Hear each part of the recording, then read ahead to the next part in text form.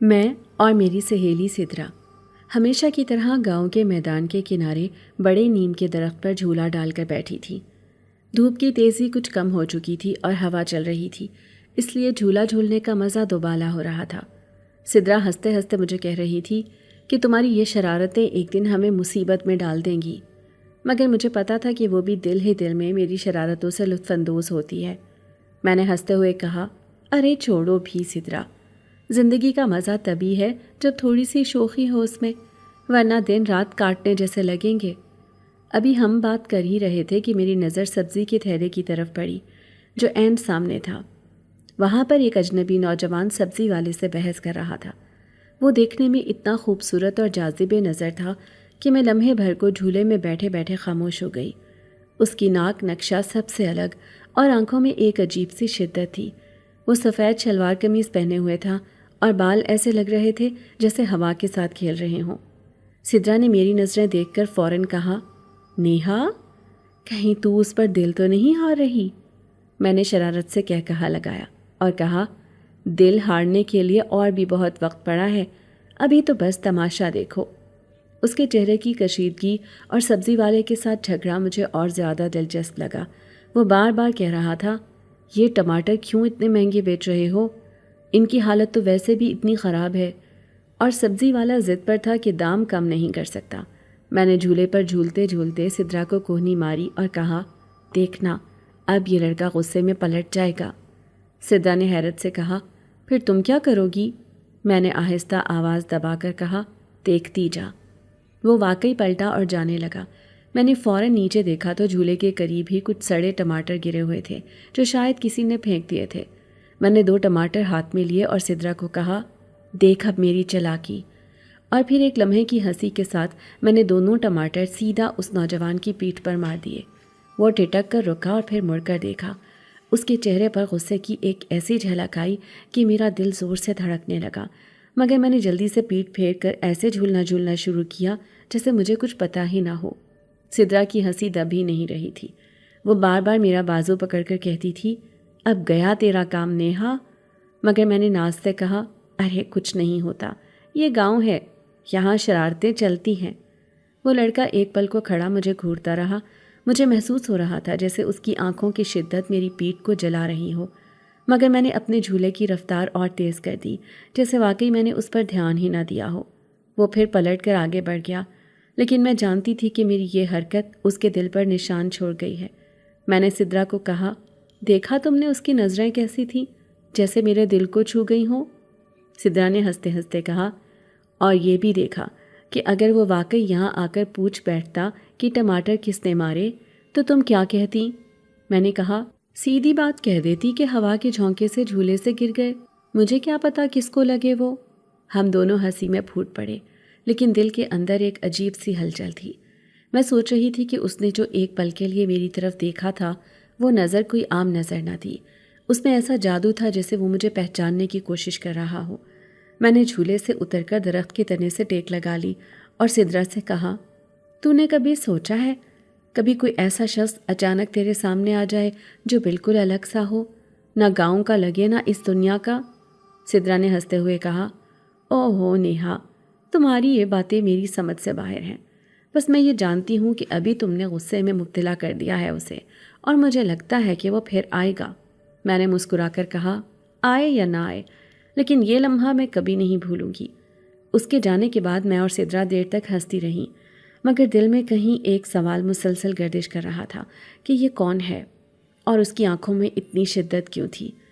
اس رات جب میں گھر آئی تو اماں نے پوچھا، دن کیسا گزرا؟ میں نے ہنستے ہوئے کہا، اماں بس جھولے پر جھولا جھولتے رہے، کچھ خاص نہیں ہوا۔ سدرا کی طرف دیکھ کر میں نے اسے اشارہ کیا کہ چپ رہنا۔ وہ بھی مسکرا کر رہ گئی، لیکن سچ یہ تھا کہ میں بار بار اس لڑکے کے چہرے کو یاد کر رہی تھی۔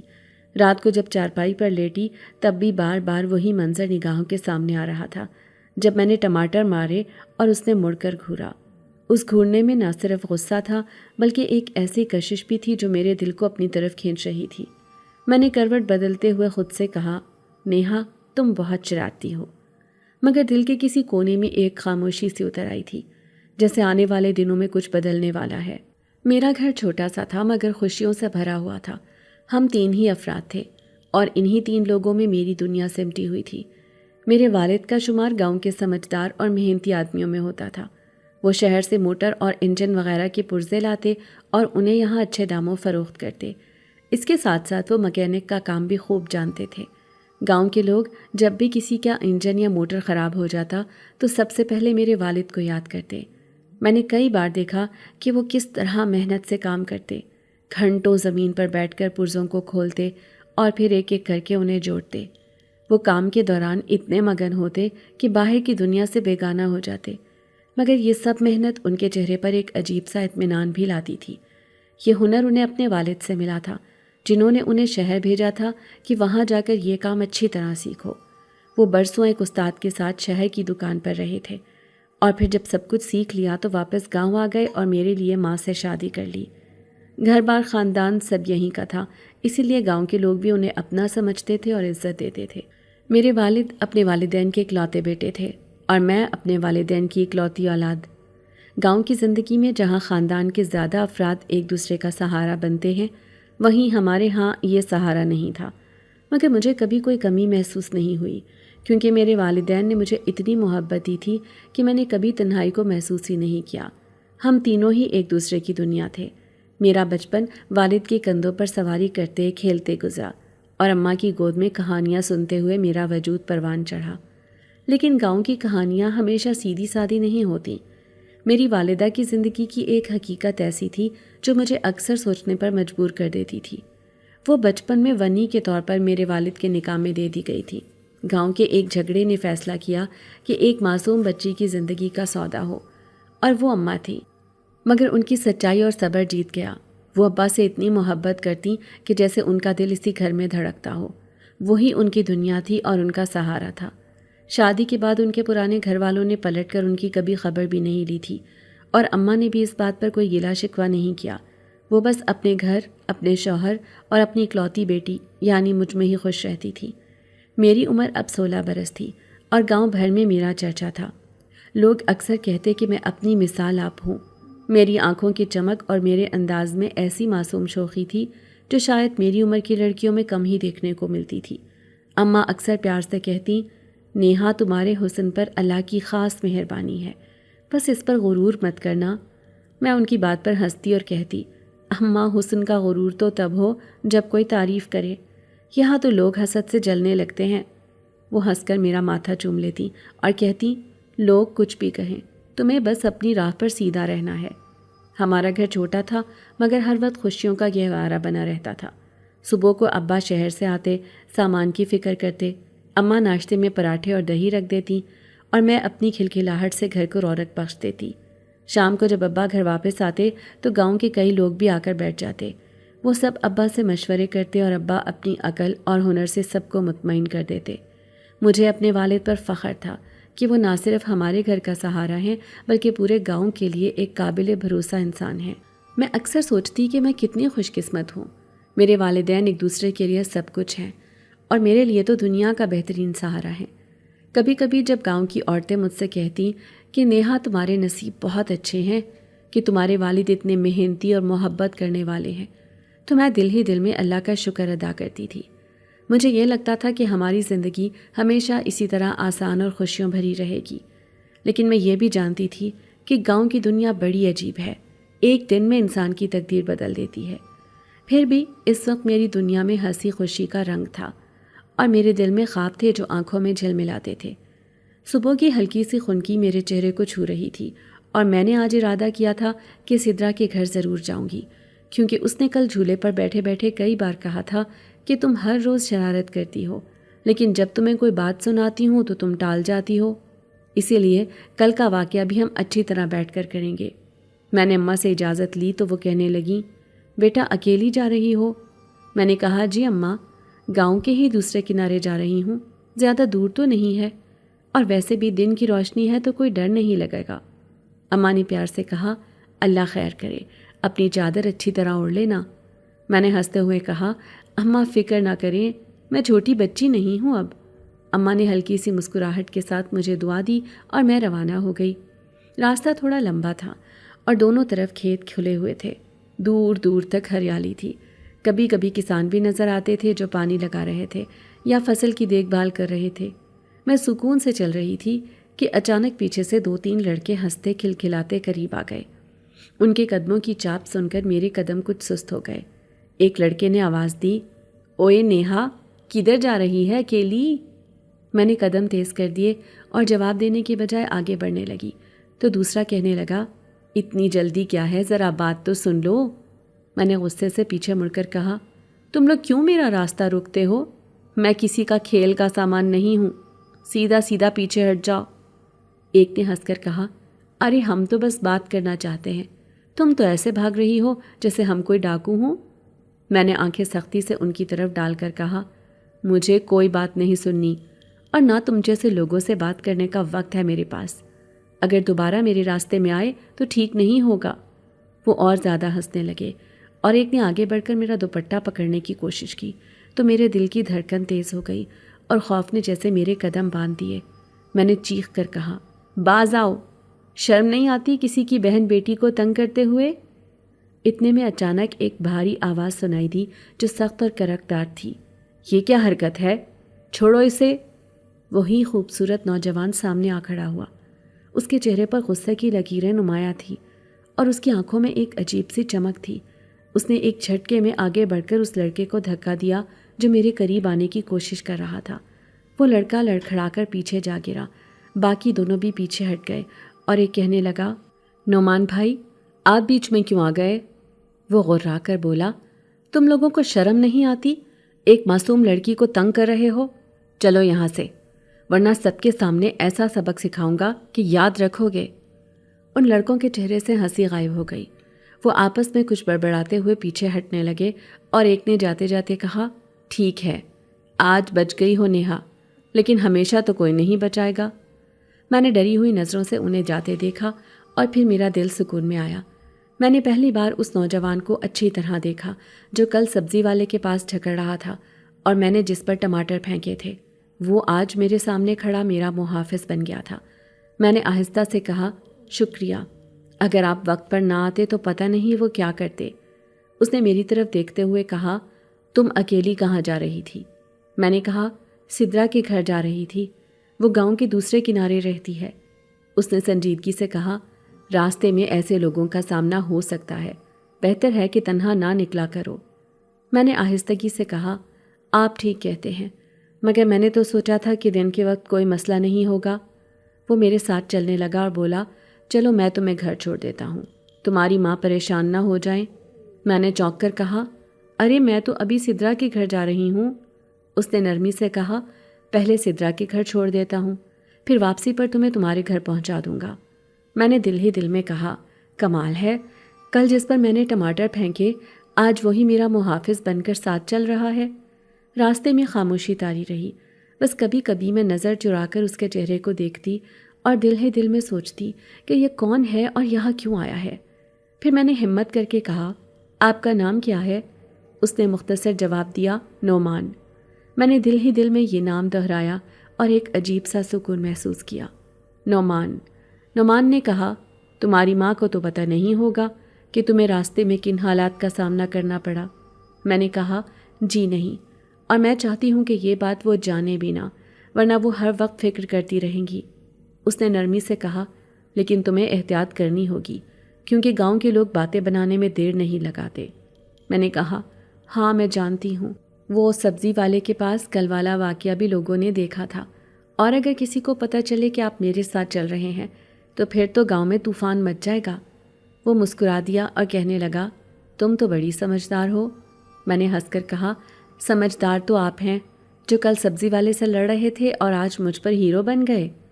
یہ سن کر وہ بھی ہنس پڑا اور کہنے لگا، کبھی کبھی لڑنا بھی ضروری ہو جاتا ہے، ورنہ لوگ سیدھی بات نہیں سمجھتے۔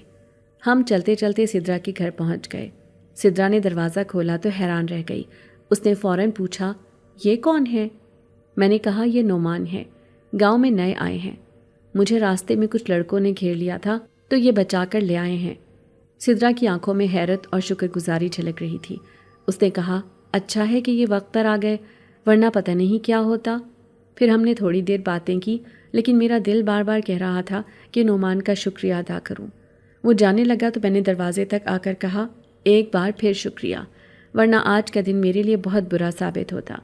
اس نے مجھے دیکھتے ہوئے کہا، شکریہ مت ادا کرو، بس آئندہ اکیلی مت نکلنا، اور اگر کبھی کوئی مسئلہ ہو تو مجھے بلا لینا۔ میں نے حیرت سے پوچھا، آپ کہاں ملیں گے؟ اس نے بس اتنا کہا، جہاں تمہیں ضرورت ہوگی، میں خود پہنچ جاؤں گا۔ یہ کہہ کر وہ آگے بڑھ گیا اور میں اس کی پشت کو دیکھتی رہ گئی۔ دل میں ایک عجیب سا اطمینان اتر گیا، جیسے کوئی محافظ سایہ بن کر میرے ساتھ ہے۔ شام کا وقت تھا، سورج ڈھل رہا تھا اور سرخ روشنی کھیتوں پر بکھر رہی تھی۔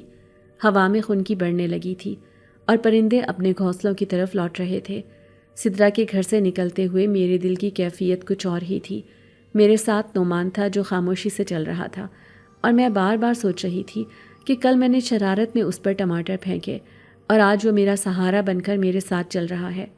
راستے میں کبھی کبھی ہماری نظریں مل جاتی تو میں جلدی سے نظریں چرا لیتی، اور دل کے اندر ایک عجیب سا سکون اور گھبراہٹ دونوں ایک ساتھ محسوس ہوتا ہوا سنائی دیتا۔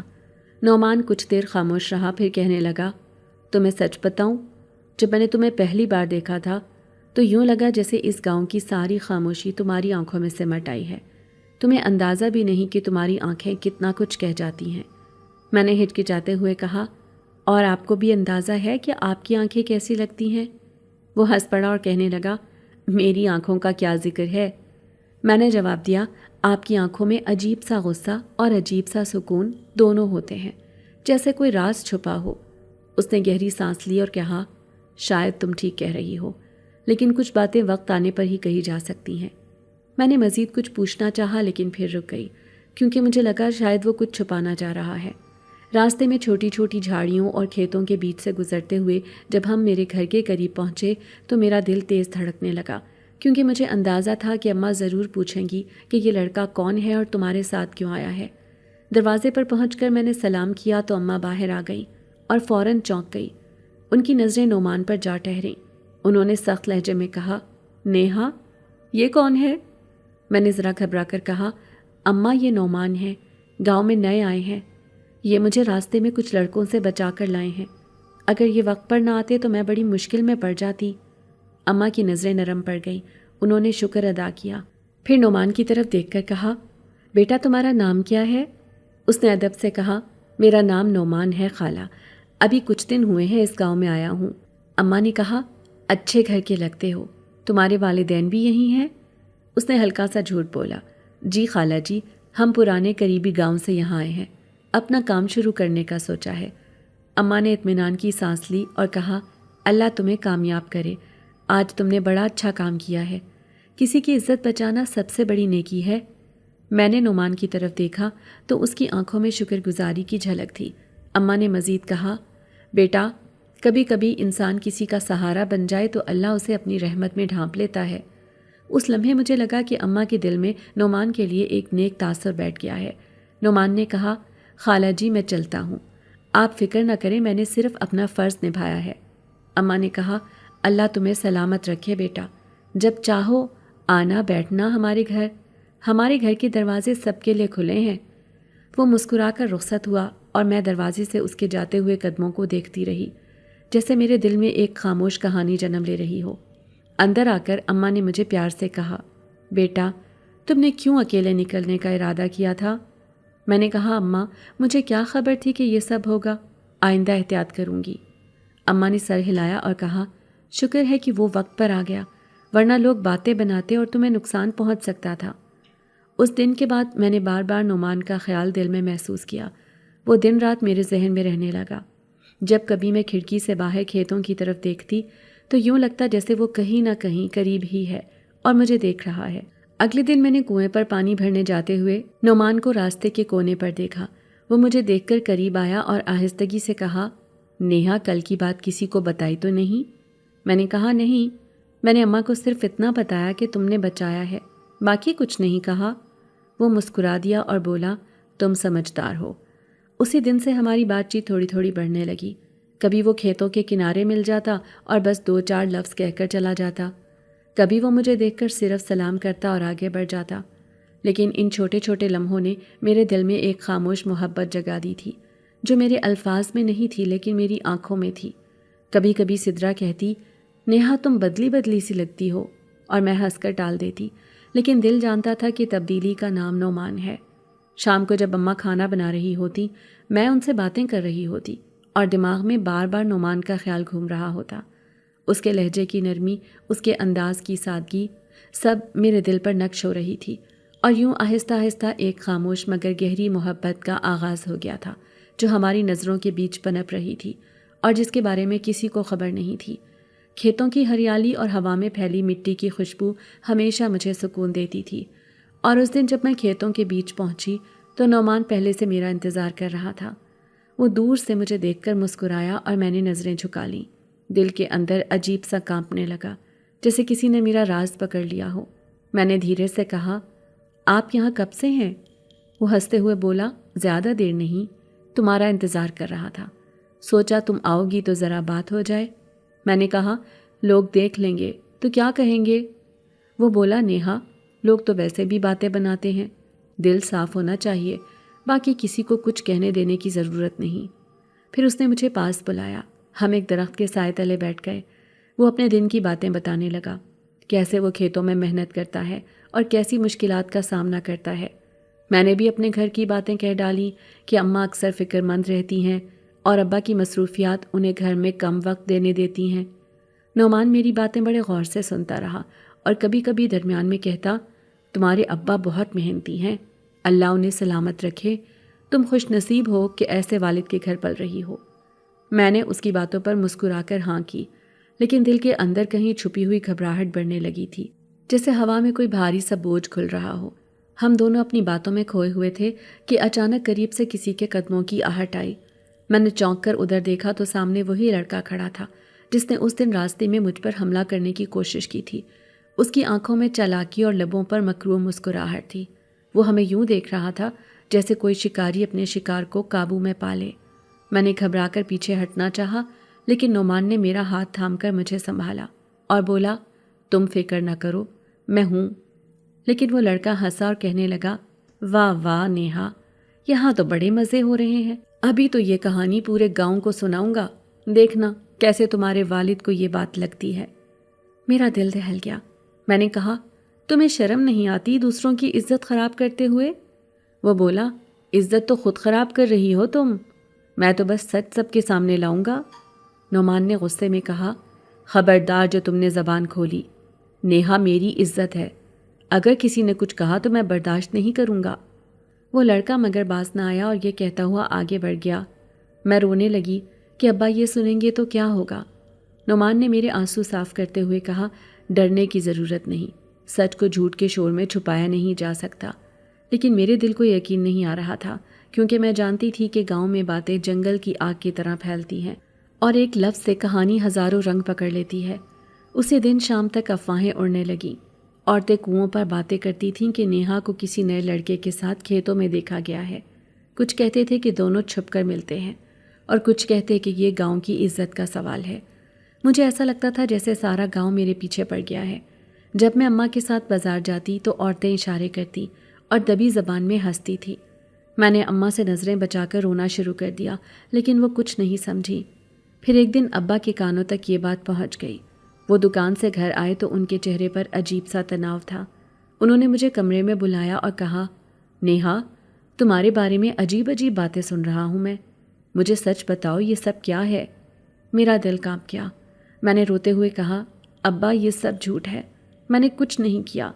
वो लड़का जिसने पहले बदतमीज़ी की थी वही ये सब अफवाहें फैला रहा है।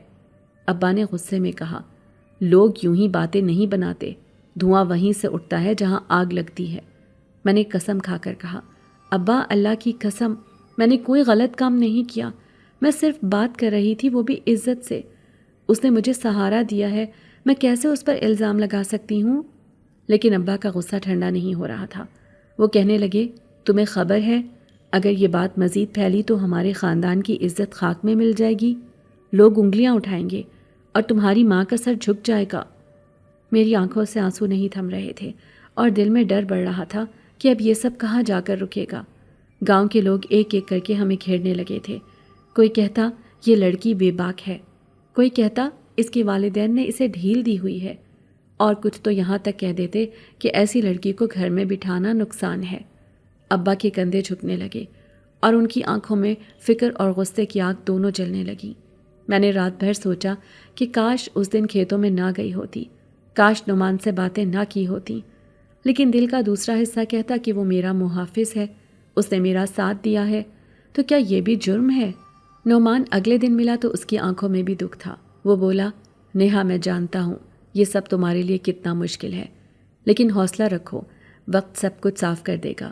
میں نے کہا، لیکن نعمان، لوگ وقت کا انتظار نہیں کرتے، وہ باتوں کو بڑھا چڑھا کر بیان کرتے ہیں، اور میرے والد سے برداشت نہیں ہو رہا، وہ بیمار رہنے لگے ہیں، مجھے ڈر ہے کہ ان کا دل یہ بوجھ سہ نہیں پائے گا۔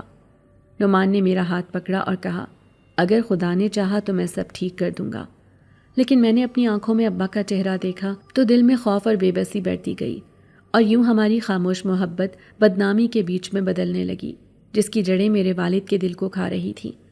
اگلے دن صبح کا وقت تھا، میں نیند سے اس وقت ہی جاگی تھی۔ میں دوڑتی ہوئی صحن میں پہنچی تو دیکھا کہ ابا کو چارپائی پر لٹایا گیا ہے۔ ان کے چہرے پر زردی چھائی ہوئی تھی اور آنکھیں آدھی کھلی ہوئی تھیں۔ میں نے گھبرا کر آواز دی، ابا اٹھے نا، آپ تو کہتے تھے میں آپ کی لاڈلی ہوں، دیکھے میں آ گئی ہوں، اٹھے نا۔ لیکن ان کے ہونٹوں پر کوئی جنبش نہ ہوئی۔ اماں چیختی ہوئی پاس آئیں اور ابا کے سینے پر ہاتھ مار کر کہنے لگیں، یہ کیا کیا آپ نے؟ ہم پر یہ ظلم کر دیا، ہمیں اکیلا چھوڑ گئے، کون سنے گا نیہا کی، میرا کون سہارا بنے گا؟ محلے والے بھیڑ کی طرح اکٹھے ہو گئے۔ کوئی کہہ رہا تھا انہیں صدمہ ہی بہت بڑا لگا تھا، بدنامی کی خبر نے دل کا بوجھ بڑھا دیا۔ کوئی کہہ رہا تھا کہ بیماری پہلے سے تھی، لیکن میں جانتی ہوں کہ اصل حقیقت یہ تھی کہ ابا اپنی عزت کے معاملے میں بہت حساس تھے اور لوگوں کی باتیں برداشت نہیں کر پائے۔ مجھے یاد ہے 2 دن پہلے جب وہ بیٹھے بیٹھے گہری سوچ میں ڈوب گئے تھے تو میں نے پاس جا کر کہا تھا، ابا آپ کیوں اتنے خاموش ہیں؟ تو انہوں نے میرا سر سہلاتے ہوئے کہا تھا، بیٹی کچھ بوجھ ایسے ہوتے ہیں جو زبان سے نہیں نکلتے۔ میں نے ضد کی تھی کہ آپ مجھے سب کچھ بتا دیں، میں بڑی ہو گئی ہوں اب۔ تو انہوں نے آہ بھری اور کہا تھا، نیہا بس دعا کیا کرو، اللہ سب ٹھیک کر دے۔ لیکن کچھ ٹھیک نہ ہوا، اور آج وہ میرے سامنے خاموش پڑے تھے جیسے کبھی بولے ہی نہ تھے۔ گھر میں کوہرام مچ گیا۔ اماں دیوار سے لگ کر بار بار روتیں اور کہتیں، میں نے تو سوچا بھی نہیں تھا کہ آج یتیم ہو جاؤں گی، نیہا تمہارے ابا کے بغیر میں کیسے رہوں گی؟ میں نے ان کے آنسو صاف کرنے کی کوشش کی اور کہا، اماں آپ ہمت کریں، ہم دونوں ہیں ایک دوسرے کے لیے۔ لیکن دل ہی دل میں مجھے پتا تھا کہ یہ سب کہنا کتنا آسان ہے اور جینا کتنا مشکل۔ ابا ہی تو تھے جو صبح و شام دوڑ دھوپ کرتے تھے، میرا اور اماں کا سہارا بنتے تھے، اسکول کی فیس وقت پر ادا کرتے تھے، کبھی مجھے چھوٹی چھوٹی خوشیوں کے لیے انکار نہیں کیا کرتے تھے، عید پر میری پسند کے کپڑے لاتے تھے اور کہتے تھے کہ میری بیٹی کی خوشی میرا سکون ہے۔ آج وہ سب کچھ ختم ہو گیا، جیسے میری دنیا اجڑ گئی ہو۔ محلے کی عورتیں میرے پاس آ کر کہتیں، بیٹی صبر کرو، یہ اللہ کا فیصلہ ہے۔ لیکن کیا اللہ کا فیصلہ اتنا کٹھن ہو سکتا ہے کہ ایک پل میں سب کچھ اجڑ جائے؟ میں نے ایک خالہ سے کہا، خالہ آپ جانتی ہیں ابا کیسے تھے؟ وہ سب کے کام آتے تھے، پھر ان کے ساتھ ایسا کیوں ہوا؟ تو وہ مجھے گلے لگا کر کہنے لگیں، بیٹی اللہ اپنے بندوں کو آزماتا ہے۔ میں نے ان کے کندھے پر سر رکھ کر کہا، خالہ اگر یہ آزمائش ہے تو بہت بھاری ہے، مجھے لگتا ہے میں اسے برداشت نہیں کر سکوں گی۔ جب جنازے کا وقت آیا تو میں نے پہلی بار ابا کے چہرے کو کفن میں لپٹا دیکھا۔ میں نے چیخ کر کہا، ابا مجھے اکیلا مت چھوڑیں، میں آپ کے بغیر جی نہیں سکوں گی۔ لیکن لوگوں نے مجھے پیچھے کر دیا اور کہنے لگے، بیٹی صبر کرو، یہ سب کو برداشت کرنا پڑتا ہے۔ میں نے اماں کا ہاتھ پکڑ کر کہا، اماں دیکھیں ابا جا رہے ہیں، وہ ہمیں چھوڑ کر جا رہے ہیں۔ اماں نے روتے ہوئے کہا، نیہا میں کیا کروں، میرا دل پھٹ رہا ہے، لیکن یہ سب ہمارے اختیار میں نہیں، ہم نے اللہ کے سامنے جھکنا ہے۔ ابا کے جانے کے بعد گھر کا نقشہ ہی بدل گیا، جیسے روشنی کا چراغ گل ہو گیا ہو۔ کمرے کی دیواریں بھی سائیں سائیں کرنے لگی۔ وہ آواز جو شام کو دروازے پر آتی تھی کہ نیہا میں آ گیا ہوں، آج سننے کو نہیں ملی۔ وہ خوشبو جو ابا کے پسینے اور محنت سے بھری ہوتی تھی، اب گھر میں نہ رہی۔ اماں اکثر روتے روتے کہتی، دیکھو بیٹی، ہم پر کتنا برا وقت آ گیا ہے، لوگوں نے کہنا شروع کر دیا ہے کہ تیرے ابا کی موت صدمے سے ہوئی ہے اور یہ سب بدنامی کی وجہ سے ہوا ہے۔ میں ان کو کیسے سمجھاؤں کہ انہوں نے اپنی عزت کے لیے جان دی ہے۔ ایک دن میری سہیلی سدرا آئی اور بولی، نیہا تم بہت کمزور لگ رہی ہو، کھاؤ پیو کچھ اور حوصلہ رکھو۔ میں نے اس سے کہا، تمہیں پتہ ہے ابا کی جگہ کوئی نہیں لے سکتا، ہر وقت ان کی یاد ستاتی ہے۔ جب میں پڑھنے بیٹھتی ہوں تو ان کی آواز آتی ہے، جیسے وہ کہہ رہے ہوں کہ بیٹی دھیان لگاؤ، تمہیں بڑا کام کرنا ہے۔ لیکن اب وہ آوازیں محض یادوں کا عکس ہیں۔ میں سہیلی کے سامنے پھوٹ پھوٹ کر رو دی تو اس نے میرا ہاتھ پکڑ کر کہا، نیہا میں تمہارے ساتھ ہوں، لیکن دل جانتا ہے کہ والد کا خلا کوئی پورا نہیں کر سکتا۔ دن گزرتے گئے لیکن ہر دن مزید بھاری ہوتا گیا۔ اماں فکر مند ہو گئیں کہ گھر کا خرچ کیسے چلے گا۔ میں نے کہا، اماں میں نوکری کر لوں گی، آپ پریشان نہ ہوں۔ لیکن وہ بولی، بیٹی تم ابھی پڑھائی کر رہی ہو، یہ سب کیسے ہوگا؟ میں نے ان سے کہا، اماں ابا تو واپس نہیں آئیں گے، ہمیں خود ہی اپنی دنیا سنبھالنی ہوگی۔ میں چاہتی تھی کہ اماں کو سہارا دوں، لیکن میرے دل کے اندر ٹوٹ پھوٹ جاری تھی۔ رات کو میں اکثر جاگتی رہتی اور ابا کو یاد کرتی، کبھی ان کی ہنسی یاد آتی، کبھی وہ لمحہ جب وہ میرے لیے چھوٹے چھوٹے تحفے لاتے اور کہتے کہ بیٹی کا چہرہ خوش دیکھنا سب سے بڑی دولت ہے، اور میں سوچتی کہ کاش میں ان کو آخری لمحے میں کہہ سکتی کہ ابا آپ میری زندگی کے سب سے بڑے ہیرو ہیں۔ محلے والے آ کر طرح طرح کی باتیں کرتے، کوئی کہتا صبر کرو بیٹی، اللہ سب بہتر کرے گا، کوئی کہتا ابا کے بغیر بیٹیوں پر بڑا بوجھ آتا ہے۔ میں ان سب کو سنتی رہتی اور دل ہی دل میں کہتی، ہاں یہ سچ ہے، بوجھ تو آیا ہے، لیکن اس بوجھ کے نیچے میری کمر ٹوٹ رہی ہے۔ میں چاہتی ہوں ابا بس ایک بار آ جائیں اور مجھے کہیں کہ ڈرنا مت، میں ہوں تمہارے ساتھ۔ لیکن یہ خواہش بس خواہش ہی رہ گئی۔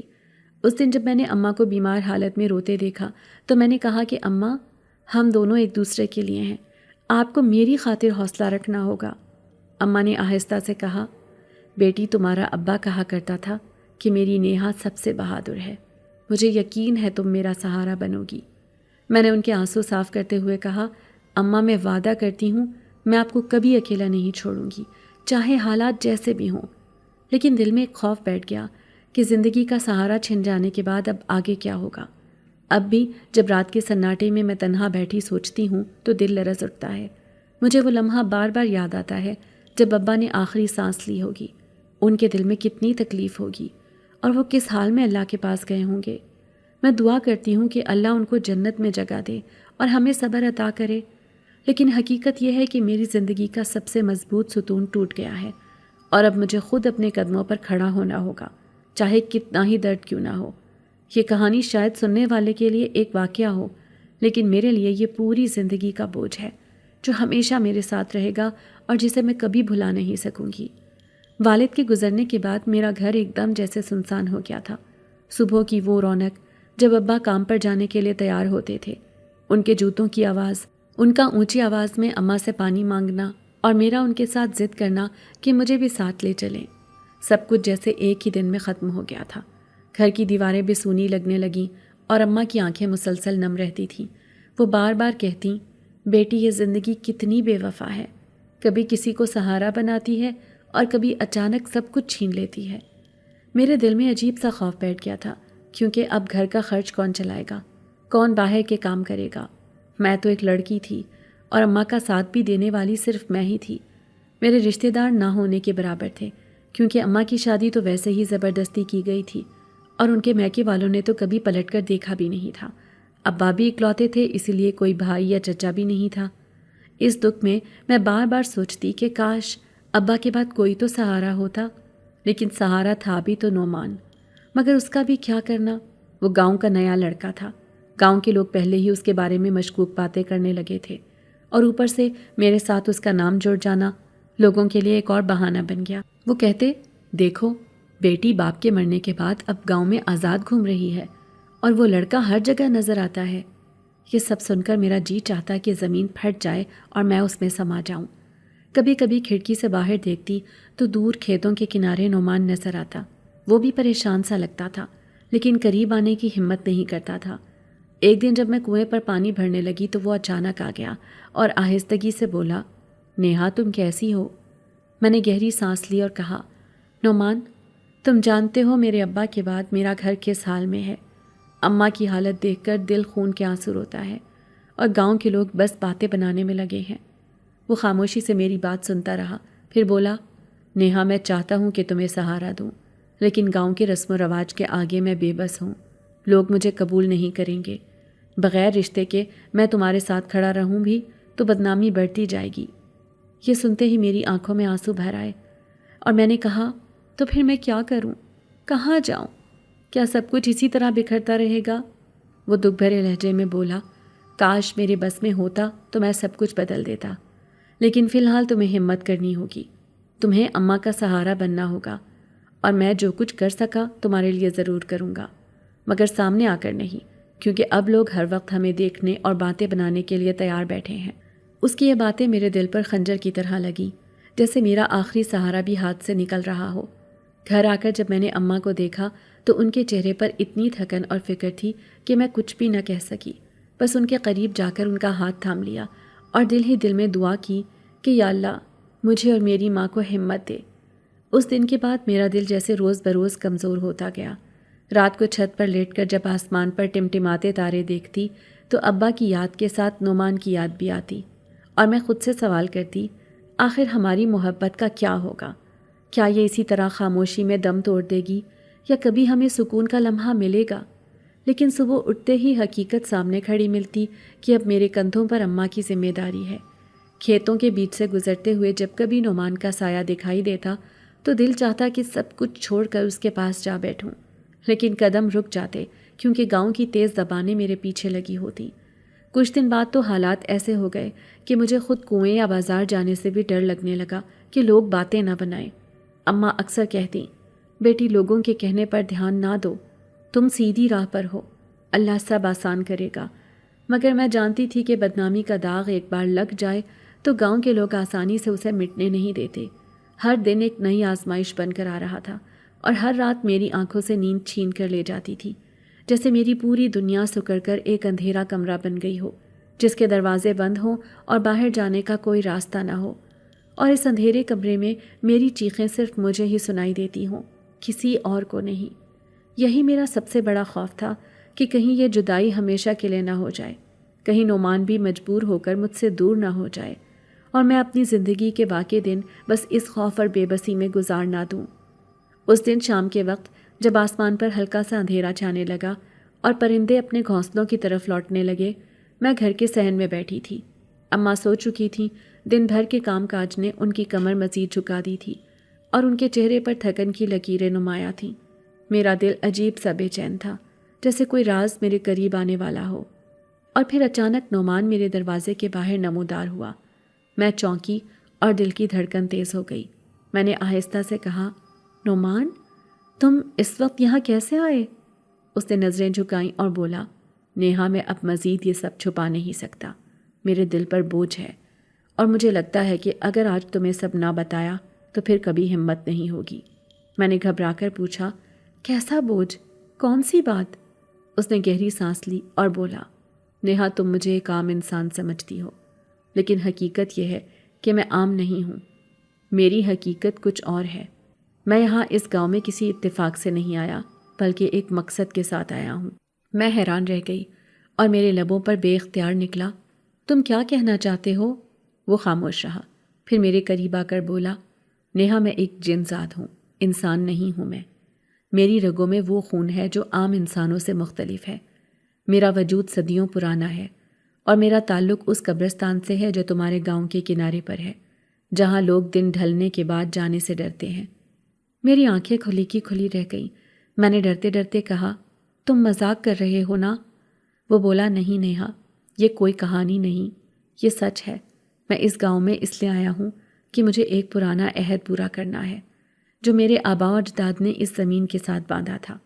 میں نے گھبرا کر ارد گرد دیکھا اور آہستگی سے کہا، لیکن اگر یہ سچ ہے تو پھر تم میرے قریب کیوں آئے؟ کیوں میری زندگی میں آئے؟ اس نے میری آنکھوں میں دیکھا اور بولا، نیہا میں جانتا ہوں کہ مجھے تمہارے قریب نہیں آنا چاہیے تھا، لیکن جب میں نے تمہیں پہلی بار دیکھا تھا تو میری اپنی دنیا بدل گئی تھی۔ میں چاہ کر بھی خود کو روک نہ سکا۔ وہ لمحہ جب تم نے شرارت سے مجھے ٹماٹر مارا تھا، وہ میرے لیے ایک اجنبی کشش کا آغاز تھا، اور پھر جب تمہارے اوپر حملہ ہوا اور میں نے تمہیں بچایا تو مجھے لگا جیسے میرا مقصد تمہارے قریب آنا ہی ہے۔ میں نے آہستگی سے کہا، لیکن نعمان، اگر تم جن زاد ہو تو میں تمہارے ساتھ کیسے رہ سکتی ہوں؟ لوگ کیا کہیں گے؟ اور میرا دل یہ سب کیسے مانے گا؟ وہ بولا، نیہا مجھے پتہ ہے تمہارے دل میں خوف ہے اور تمہیں یقین کرنا مشکل ہے، لیکن میرا دل انسان کی طرح دھڑکتا ہے۔ میری محبت سچی ہے۔ تم چاہو تو مجھ سے دور ہو جاؤ، لیکن میں اپنی حقیقت چھپا کر تمہیں دھوکہ نہیں دینا چاہتا تھا۔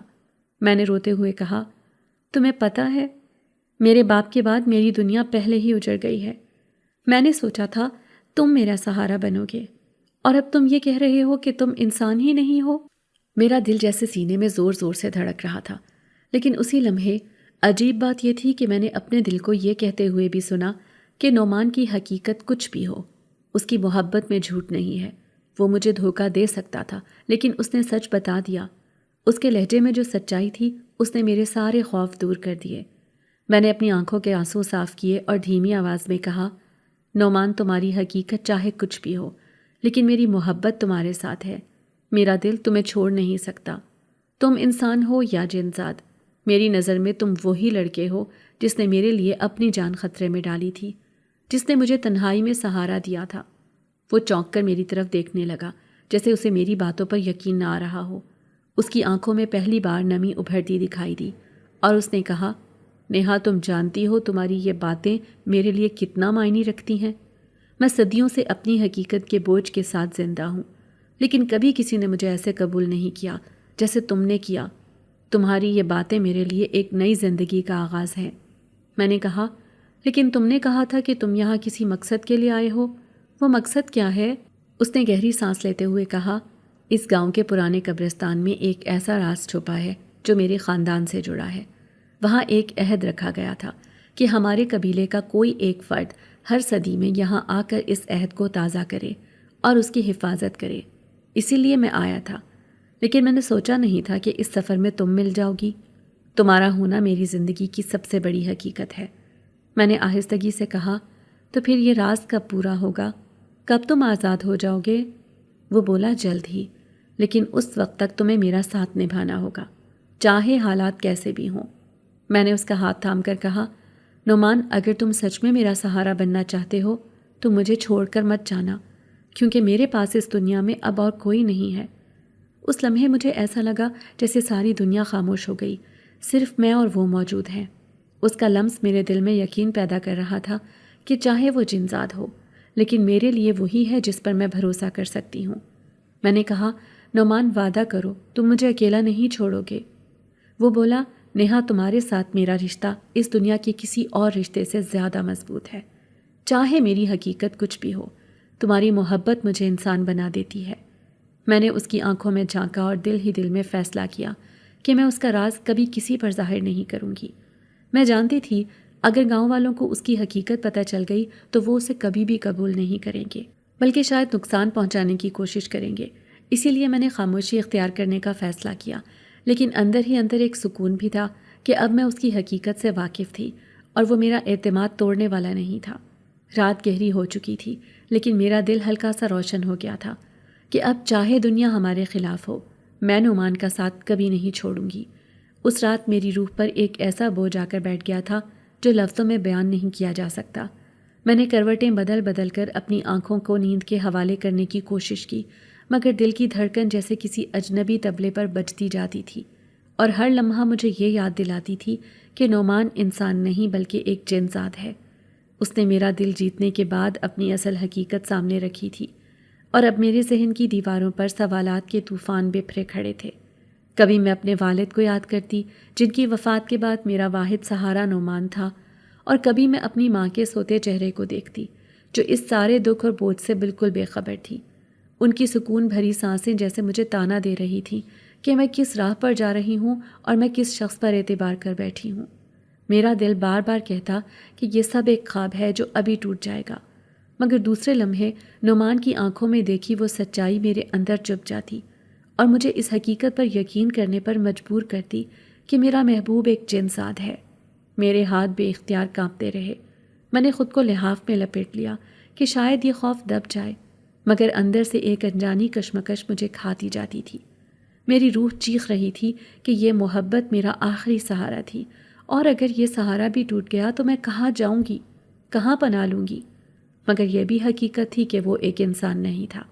میں نے اماں کی طرف دیکھا، ان کے چہرے کی شکنوں میں کتنا سکون چھپا تھا، جیسے دنیا کے دکھ ان سے کوسوں دور ہوں۔ کاش میں بھی اسی طرح سو سکوں، مگر میری پلکوں پر بوجھ بڑھتا ہی جاتا تھا۔ اتنے میں کمرے میں ایک عجیب سی روشنی پھیلنے لگی، جیسے کسی نے اندھیرے میں چراغ جلا دیا ہو۔ میں سکتے میں آ گئی، دل کی دھڑکن کانوں میں گونجنے لگی۔ میں نے آنکھیں مل کر دیکھا تو وہ میرے سامنے موجود تھا، نعمان، میرا محبوب۔ مگر اس رات اس کی موجودگی نے مجھے اور زیادہ لرزا دیا۔ میرے ہاتھ کپ کپانے لگے اور زبان گنگ ہو گئی۔ میں نے دل ہی دل میں خود کو سنبھالنے کی کوشش کی، مگر خوف کی شدت اتنی تھی کہ آنسو آنکھوں میں بھر آئے۔ میں نے دھیرے سے کہا، تم کیوں آئے ہو؟ اب جب کہ مجھے سب کچھ معلوم ہو چکا ہے تو مجھے یہ اذیت کیوں دے رہے ہو؟ وہ آگے بڑھا اور بہت نرم مگر گہری آواز میں بولا، نیہا، میں جانتا ہوں تمہارے دل میں طوفان برپا ہے، تم ڈری ہوئی ہو، تمہیں لگتا ہے تم نے سہارا کھو دیا ہے، مگر یقین کرو میں تمہارا دکھ محسوس کرتا ہوں، میں تمہارے ہر پل کی کیفیت سے واقف ہوں، تمہارے دل کی ہر دھڑکن مجھے سنائی دیتی ہے، اور یہی وہ چیز ہے جس نے مجھے مجبور کیا کہ میں سب کچھ ختم کر دوں تاکہ تمہیں سکون ملے، تمہیں وہی زندگی ملے جو ایک عام لڑکی چاہتی ہے۔ میں نے اسے حیرت اور خوف کے ملے جلے جذبوں سے دیکھا۔ میری آواز کپ کپائی اور میں نے پوچھا، تم سب کچھ کیسے ختم کرو گے؟ اس نے میری طرف دیکھا اور کہا، میں وعدہ کرتا ہوں نیہا کہ اپنی تمام طاقتیں، اپنی ساری ماورائی قوتیں ختم کر دوں گا، صرف تمہارے لیے، تمہاری محبت کے لیے۔ میں کل ہی سب کے سامنے تم سے نکاح کروں گا تاکہ دنیا جانے کہ نعمان نے ایک انسان کے دل کو اپنا لیا ہے اور اس کے لیے خود کو بھی ایک انسان بنا ڈالا ہے۔ میری آنکھوں سے بے اختیار آنسو بہنے لگے، دل میں ایک سکون کی کرن جاگی، مگر ساتھ ہی خوف کی ایک نئی لہر بھی تھی کہ کیا واقعی ایسا ممکن ہے؟ کیا واقعی وہ اپنی اصل کو چھوڑ سکتا ہے؟ مگر اس کی آنکھوں میں وہ عزم تھا جو مجھے یقین دلا رہا تھا کہ یہ سب ممکن ہے۔ میں نے لرزتی آواز میں کہا، اگر یہ سچ ہے تو پھر کل تمہیں سب کے سامنے ثابت کرنا ہوگا۔ وہ مسکرا دیا اور بولا، تم دیکھو گی میں اپنے الفاظ پر قائم رہوں گا، کل کا سورج نکلتے ہی میں تمہیں اپنا بناؤں گا اور پھر یہ بوجھ تمہارے دل سے ہمیشہ کے لیے اتر جائے گا۔ اگلے دن سورج کی پہلی کرن کے ساتھ ہی میری زندگی میں ایک نئی روشنی آئی۔ وہ صبح کی فضا میں بھیگی ہوئی لگ رہی تھی اور میرے دل میں ایک عجیب سا سکون بیٹھ گیا تھا۔ میں اٹھ کر کمرے کی کھڑکی سے باہر دیکھ رہی تھی۔ ہوا میں خوشبو تھی اور گاؤں کے لوگ اپنے اپنے کاموں میں مصروف تھے، مگر میرے دل کی دھڑکنیں سب کچھ سنبھال رہی تھیں، کیونکہ آج کا دن ہماری زندگی کا سب سے اہم دن تھا۔ نعمان میرے ساتھ بیٹھا تھا، اس کے ہاتھ میرے ہاتھ میں تھے اور اس کی آنکھوں میں وہی عزم اور سکون تھا جو گزشتہ رات مجھے یقین دلا رہا تھا کہ وہ واقعی اپنے وعدے پر قائم ہے۔ ہم دونوں کے درمیان خاموشی تھی، مگر اس خاموشی میں محبت اور اعتماد کی گونج تھی جو الفاظ سے زیادہ گہری تھی۔ ہم نے سب کے سامنے اپنے ہاتھ ایک دوسرے کے ہاتھ میں رکھے، گاؤں کے لوگ جمع تھے اور مولوی صاحب نے ہمارے نکاح کی تقریب شروع کی۔ میں نے دل ہی دل میں سوچا کہ یہ سب حقیقت ہے، یہ خواب نہیں، اور میں واقعی نعمان کے ساتھ اپنے حصے کی زندگی جینا شروع کرنے والی ہوں۔ نکاح کے بعد وہ ہمارے ساتھ رہنے لگا، نہ صرف میرا محبوب بن کر بلکہ میری زندگی کا سہارا بھی۔ وہ میری چھاؤں بن گیا، میری ہر فکر کو اپنے کندھوں پر اٹھانے لگا، اور ہر لمحہ مجھے یہ یقین دلاتا رہا کہ اب میں کبھی اکیلی نہیں رہوں گی۔ نعمان نے والد کے کاروبار اور زمینوں کا کام بھی سنبھالنا شروع کر دیا، لیکن اس کا اصل کمال یہ تھا کہ وہ ہمیشہ میرے قریب تھا۔ ہر صبح میں اٹھتی تو وہ پہلے سے تیار، میری موجودگی کا خیال رکھتے ہوئے میرے لیے چائے تیار کرتا، بازار کی چیزیں لے کر آتا اور شام کو مجھے سکون اور پیار کا احساس دلاتا۔ میں نے پہلی بار محسوس کیا کہ محبت صرف جذبے کا نام نہیں، بلکہ زندگی کے ہر چھوٹے لمحے میں سہارا بن جانے کا نام بھی ہے۔ گاؤں والے بھی ہمارے ساتھ خوش دکھائی دے رہے تھے، اور میں دل ہی دل میں شکر ادا کرتی رہی کہ نعمان نہ صرف میرا محبوب ہے بلکہ میری دنیا کا وہ حصہ بھی ہے جو مجھے کبھی ٹوٹنے نہیں دے گا۔ اس نئے آغاز میں ہر چیز گواہ تھی کہ ہم نے اپنے دل کے فیصلے پر یقین کیا، اور ہر لمحہ محبت، اعتماد اور قربانی کی خوشبو سے مہکنا تھا۔ میں نے آنکھیں بند کر کے نعمان کے ہاتھ کو مضبوطی سے تھام لیا اور سوچا کہ اب میری زندگی میں جو بھی مشکلات آئیں ہم ایک ساتھ انہیں سہ لیں گے، کیونکہ نعمان نہ صرف میرا محبوب بلکہ میرا سب کچھ بن چکا تھا۔